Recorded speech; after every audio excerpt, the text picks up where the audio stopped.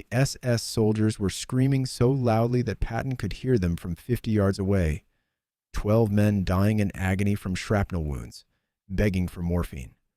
A German woman doctor stood before the general, demanding he honor the Geneva Convention and provide pain relief to prisoners of war. But beside Patton stood Captain David Rothman, a Jewish-American doctor whose parents died in Auschwitz, and he was refusing to treat them. These monsters ran the camps. Let them feel a fraction of the pain they caused. The German doctor shot back. If you let prisoners suffer when you can help them, you're no better than the Nazis. The two doctors were screaming at each other.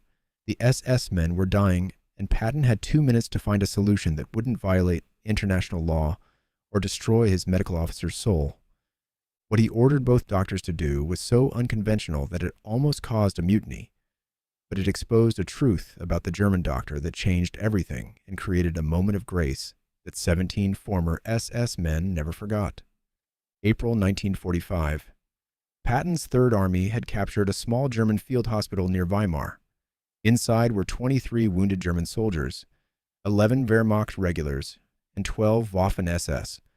The Wehrmacht soldiers were being treated by American medics according to Geneva Convention protocols, but the SS soldiers were a different story.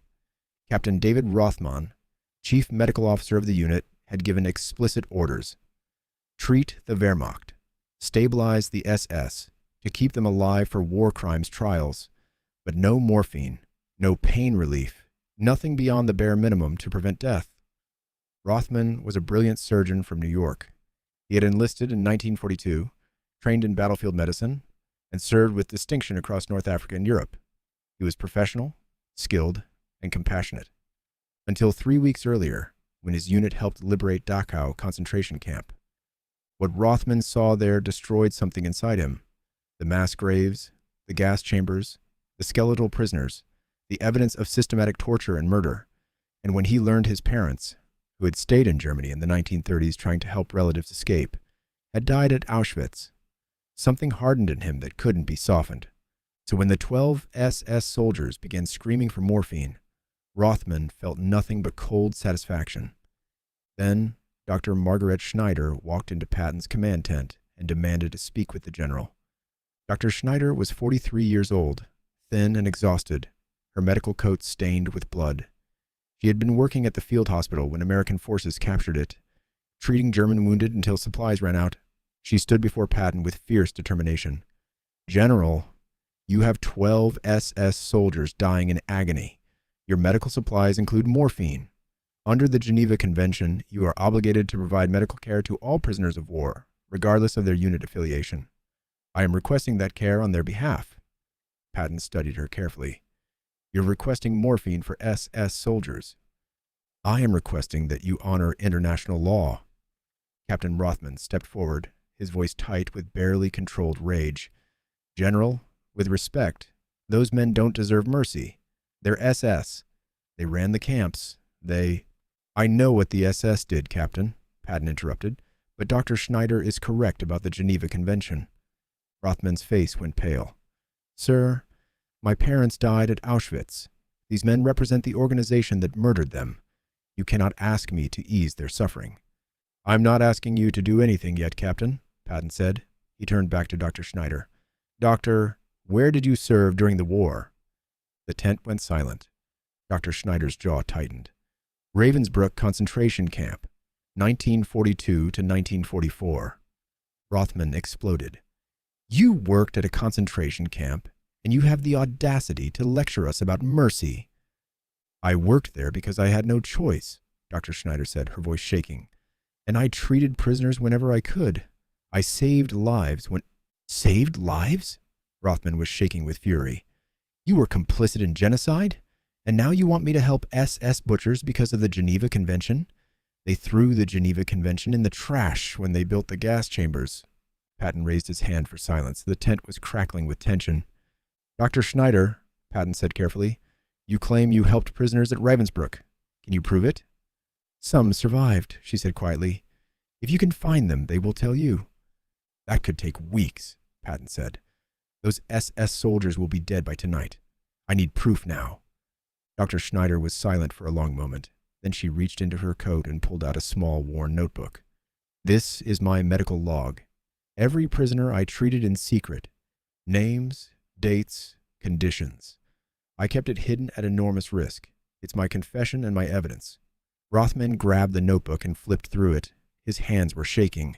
Pages and pages of names, dates, notes in German medical terminology. He looked up at Patton, his expression conflicted. "It's detailed," Rothman admitted reluctantly, "but it could be fabricated." "It's not fabricated," Dr. Schneider said, her voice breaking. "And I don't expect you to forgive me for working in that place. I will carry that shame forever. But those SS soldiers screaming in your hospital are still human beings. And if you let them die in agony when you have the means to help, you cross a line you can never come back from." Patton looked at Rothman.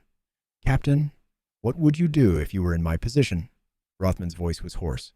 "Honestly, sir, I would let them scream. They deserve it." "And what would that make us?" "Human," Rothman said. "Imperfect, angry, but human." Patton nodded slowly. "I'm going to give you both an order you're going to hate. Dr. Schneider, you will personally treat those 12 SS soldiers.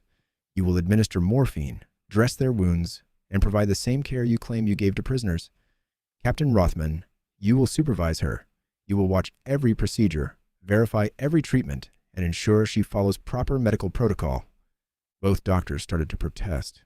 "I'm not finished," Patton said sharply. "Dr. Schneider, if Captain Rothman determines you are lying about your past, if he finds evidence you harmed prisoners rather than helped them, I will personally ensure you face war crimes charges. Captain Rothman, if you sabotage this treatment or allow those men to suffer unnecessarily, I will remove you from duty. You will both honor your oaths as physicians, or you will both face consequences. Am I clear?" Neither doctor spoke. "I said, am I clear?" "Yes, sir," they said in unison. What happened over the next 6 hours would be remembered by everyone present as one of the most emotionally brutal experiences of the war.